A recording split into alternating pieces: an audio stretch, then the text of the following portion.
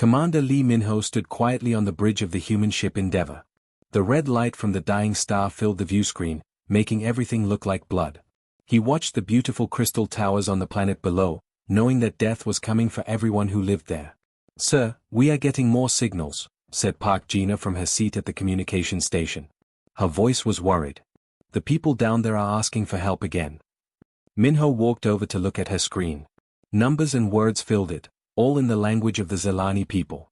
He could not read their writing, but he did not need to. The ship's computer had been translating their messages for 3 days now. Always the same thing. "Please help us. Please save us. Our world is dying." Lieutenant Kim Do-yoon turned around in his chair. "Captain, their planet's magnetic field is breaking down. The radiation from their star will kill everything on the surface in maybe 3 weeks. 3 weeks. Minho closed his eyes for a moment. 2,300,000 people. All of them going to die slowly from radiation poisoning unless someone helped them. And nobody wanted to help. What did the Galactic Council say this time? He asked, though he already knew the answer would be bad. Kim Do-yoon pulled up another screen. The Vorthan Empire said the Zelani have nothing valuable to trade. The Ethereal Collective said helping them would be a waste of resources. The Healing Rings said they are too far away. He paused. "Sir, even the Peaceful Union said no. They said the Zelani should have prepared better for this." Minho felt anger rise in his chest, but he kept his face calm. The Zelani had lived on their world for thousands of years. How could anyone prepare for their planet's magnetic field suddenly failing? It was like asking someone to prepare for their heart to stop beating. Chief Science Officer Yoon Sora looked up from her instruments. "Captain, I am reading the radiation levels down there. The children are getting sick first. Their bodies cannot handle the radiation as well as the adults." Through the viewscreen, Minho could see the crystal cities of the Zelani. Even from space, they were beautiful. The Zelani grew their buildings like living things, each tower reaching toward their red sun like a flower. But now those towers were empty at the top levels. The people had moved underground, trying to hide from the radiation. "How many ships do they have?" Minho asked. 4 to 7 that still work," answered Kim Do-yoon. "But they are small ships, made for travel between their cities. Each one can maybe carry 50 people if they pack them tight." Minho did the math in his head. 4 to 7 ships times 50 people each. That was only about 2,000 people. There were over 2 million Zelani on the planet. Their own ships could save less than 1% of their population. "Show me their messages again," Minho said. Park Gina put the translations on the main screen. Message after message, all asking for help. Some were from their government, written in formal language. Others were from families, begging for someone to save their children. A few were from their scientists, offering to share their knowledge with anyone who would help them. One message made Minho stop reading.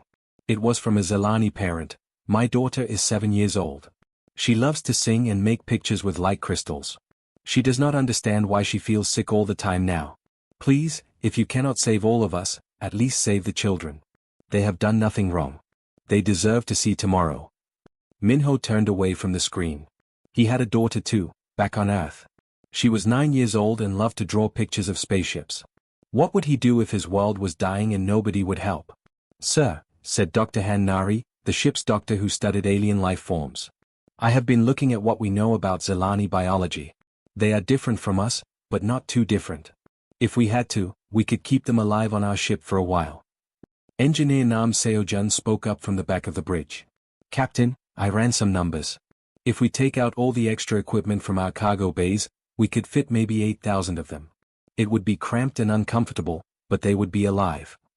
8,000. It was not even 0.5% of the Zelani population, but it was 8,000 people who would live instead of die. 8,000 families who would have a future. "The regulations are clear," Minho said slowly. "We are not supposed to interfere with other species unless Earth Command gives us permission. And Earth Command follows the rules that the Galactic Council makes." The bridge was quiet except for the soft hum of the ship's engines. Everyone knew what those rules meant.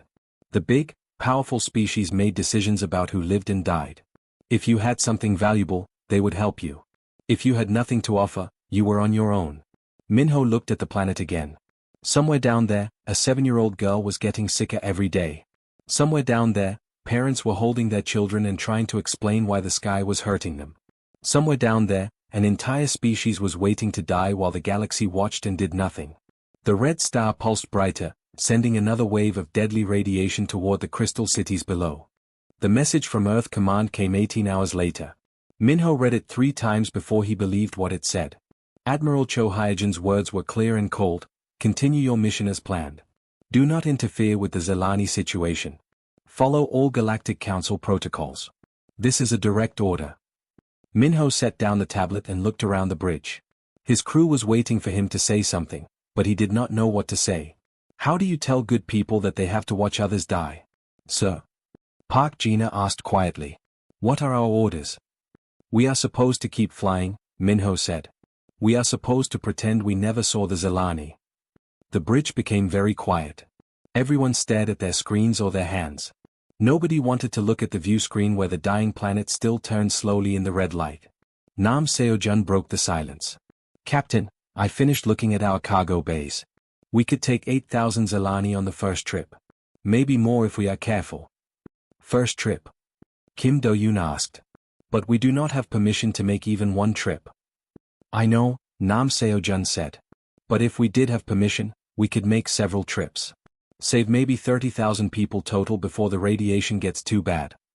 Dr. Han Nari turned around in her chair. I have been studying their body chemistry. They are not so different from other crystal-based life forms we have met. I think our medical equipment would work on them.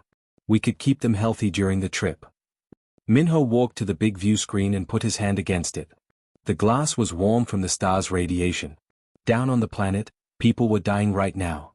Every hour he waited, more Zelani children would get sick.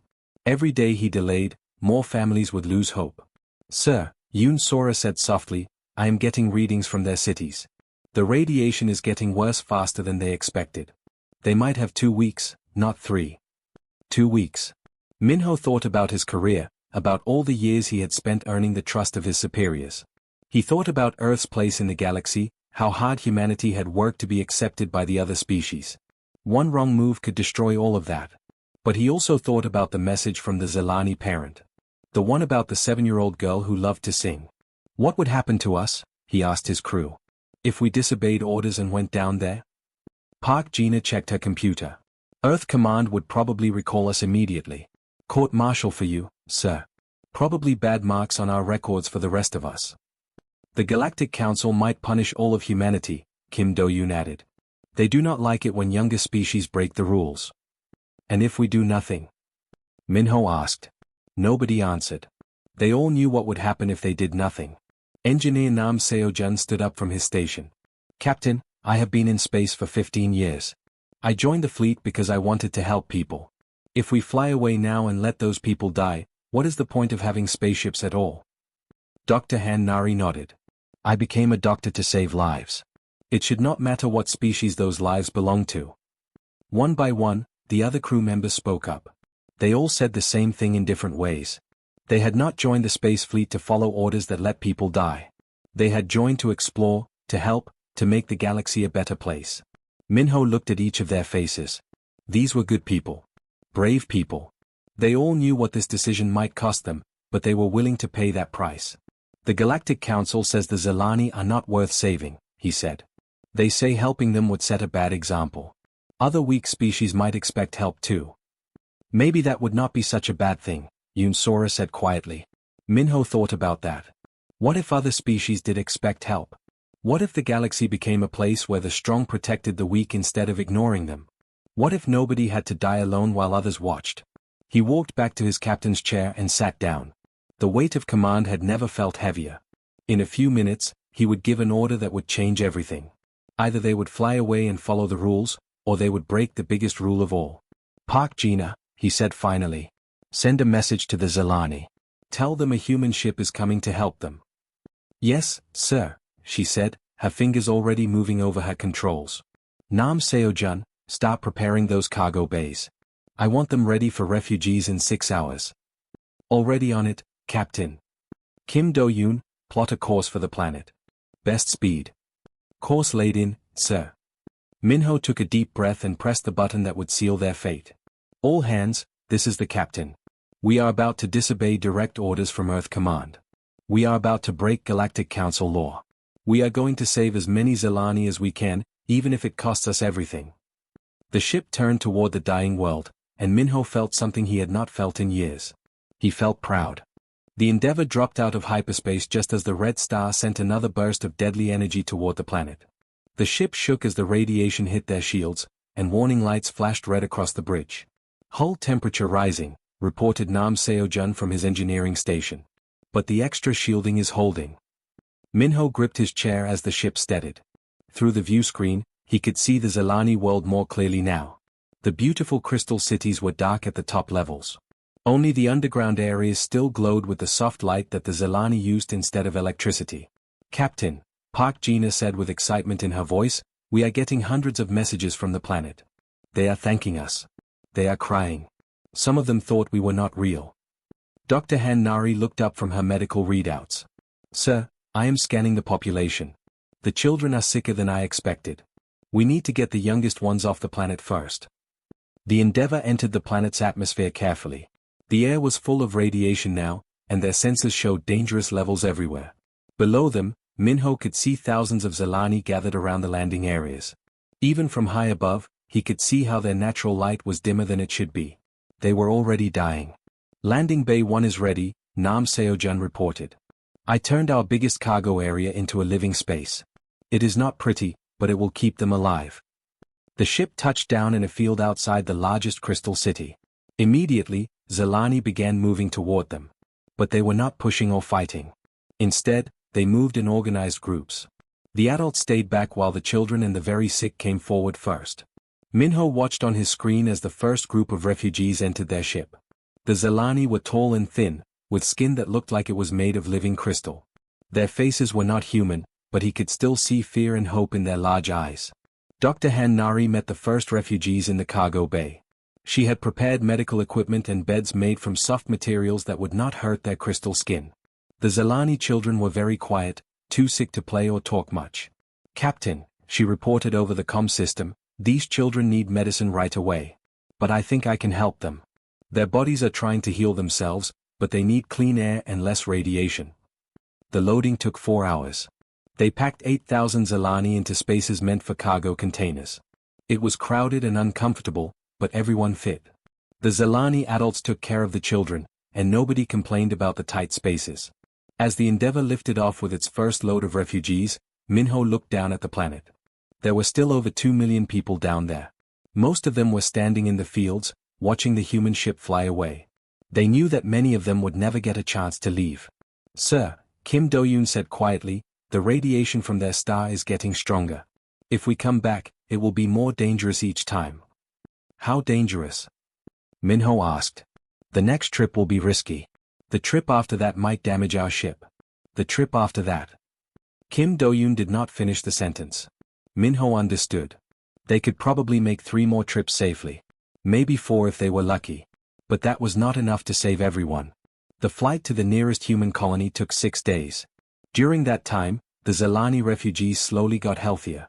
Away from the radiation, their crystal skin began to glow brighter. The children started to play again. Dr. Han Nari worked with Zelani doctors to learn how to care for their people better. One of the refugee leaders, an old Zelani named Kethvar, asked to meet with Minho. They talked through a translation device that turned their words into sounds the other could understand. "Why did your people come to save us?" Kethvar asked. "The great powers of the galaxy said we were worthless. They said we had nothing to offer." Minho thought about how to answer. "My people believe that every life has value. We do not help others because we want something from them. We help because it is the right thing to do." Kethvar's crystal face seemed to smile, though it was hard for Minho to be sure. "Your people are very different from the others in this galaxy. We will remember this kindness always." When they reached the colony world of New Haven, thousands of humans came out to help the Zelani refugees. They had prepared temporary homes and medical centers. Human children brought gifts of food and toys to the Zelani children. But Minho could not stay to watch the refugees settle in. There were still people dying on the crystal world, and time was running out. The second rescue mission was harder. The radiation was stronger, and their ship's hull got damaged by the energy from the Red Star. They saved another 8,000 people, but Nam Seo-jun warned that their shields would not last through many more trips. The third mission was dangerous. Alarms rang constantly as radiation levels climbed higher than their equipment was designed to handle. But they saved another group of refugees. The fourth mission nearly killed them all. The star was sending out radiation storms that made their instruments go crazy. They could only stay on the planet for 2 hours before they had to leave. By the time it became too dangerous to return, they had saved 31,000 Zelani. It was not everyone, but it was 31,000 people who would live to see tomorrow. As the Endeavour limped back to human space with its final load of refugees, Minho wondered what would happen next. When the Endeavour arrived at Earth, Minho expected to be arrested. Instead, he found news crews waiting at the spaceport. Reporters from across human space wanted to hear about the Zelani rescue.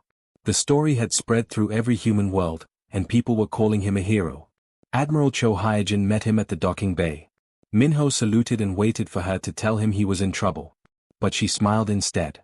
"Commander Lee," she said loudly so the cameras could hear, "Earth Command is proud of your actions. You showed the galaxy what humanity stands for." 3 days later, Minho stood in the World Council building on Earth. President Kim Min-sok was giving a speech to leaders from every human world. The room was full of important people, but Minho only cared about one thing. Behind the president, on a huge screen, were pictures of Zelani children playing in human schools. "Today we decide who we want to be," President Kim said to the crowd. "Are we the people who follow bad rules? Are we the people who watch others die because it is easier? No. We are the people who help. We are the people who care." The crowd stood up and clapped for a long time. Minho felt proud but also worried.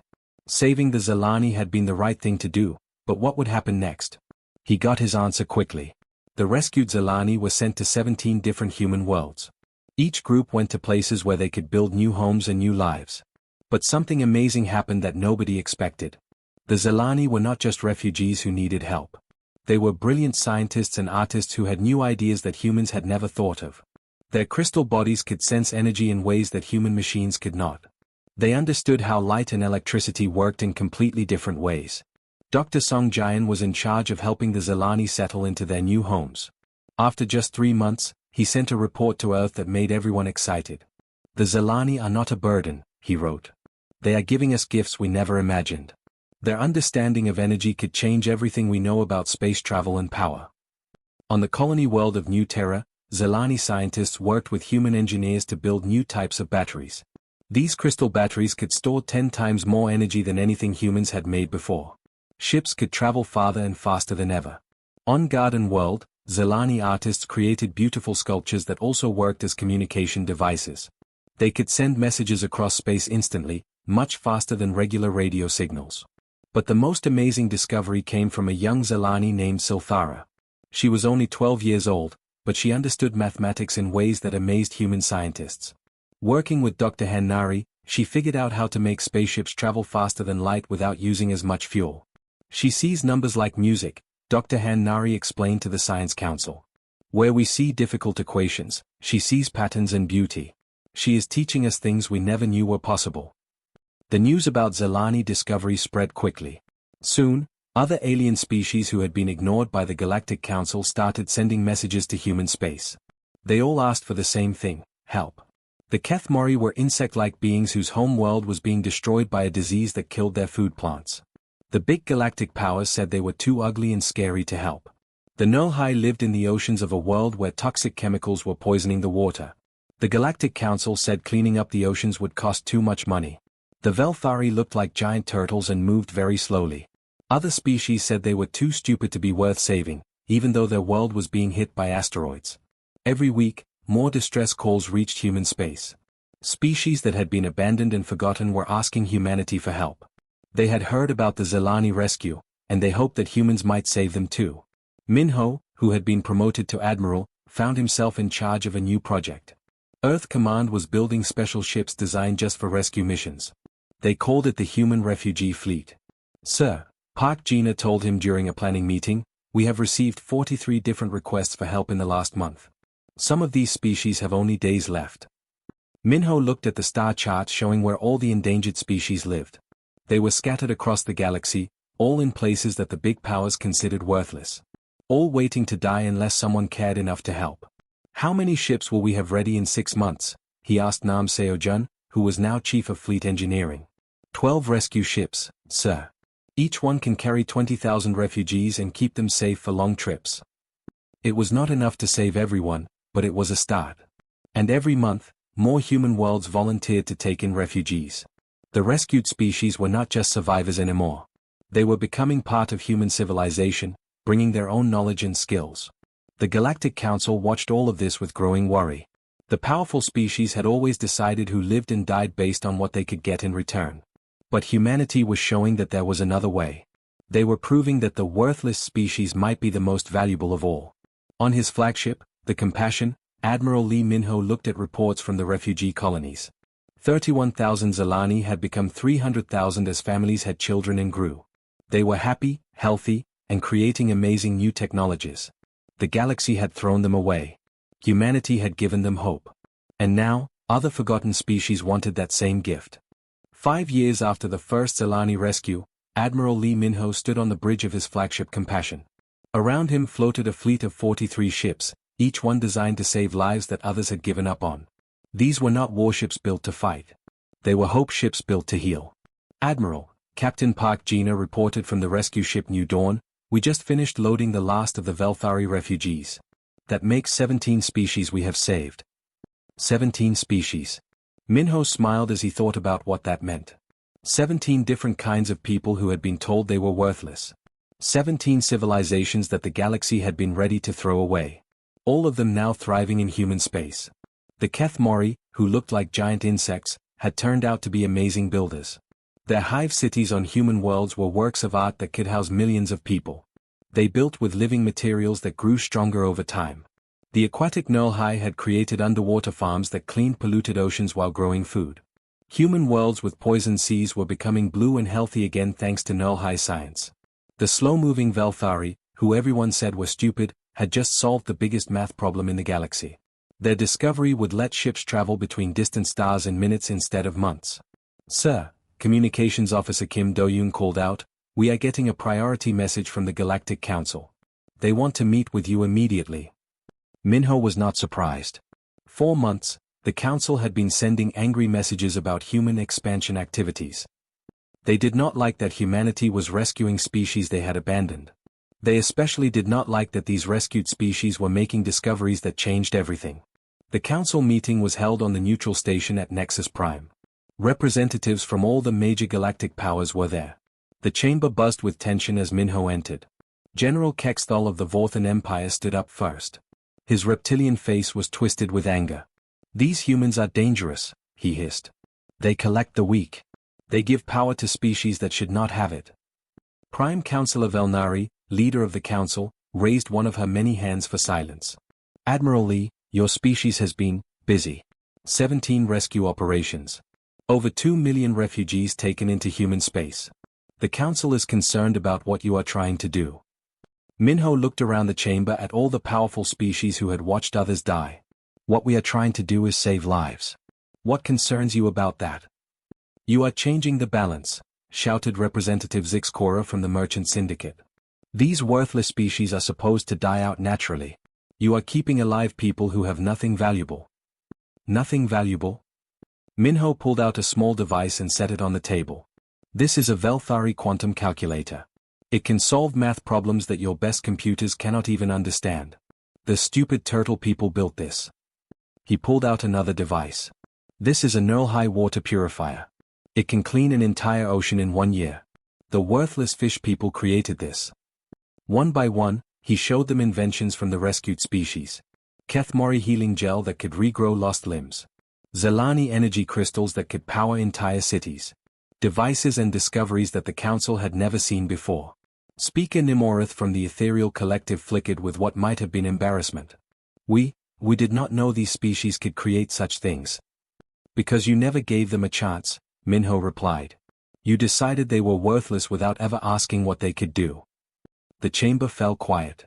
Some of the council members looked uncomfortable. Others still seemed angry. But they were all listening. "The rescued species are not just surviving in human space," Minho continued. "They are building a new kind of civilization. One where everyone has value. One where the strong help the weak instead of abandoning them."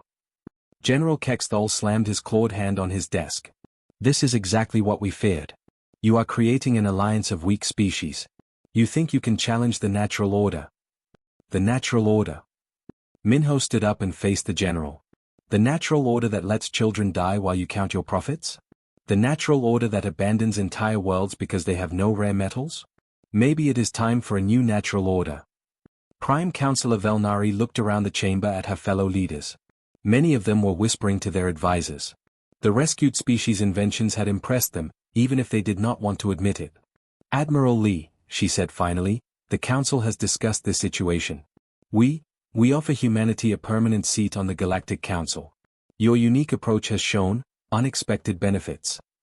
Minho felt a moment of victory, but he was not finished yet. We accept, but only with conditions. You make demands of us. General Kexthal roared. Yes, Minho said calmly. From now on, no species gets abandoned just because they seem weak or poor. Every call for help gets answered. Every life has value, no matter what they can give in return. The chamber erupted in angry voices. Some council members shouted that humans were being unreasonable. Others argued that helping every species would cost too much. But slowly, the voices died down. They all knew the truth. The rescued species had already proven their worth. The technologies they had created were making even the powerful species stronger and richer. Maybe the humans were right. Maybe the worthless ones were actually the most valuable of all. The vote was close, but it passed. For the first time in galactic history, the council voted to help species instead of abandoning them. As Minho walked out of the chamber, he thought about a 7-year-old Zalani girl who was now 12 and studying to be a scientist on New Terra. He thought about all the children from 17 different species who would grow up free and safe. The galaxy had abandoned them. Humanity had given them a future. And now, that future belonged to everyone.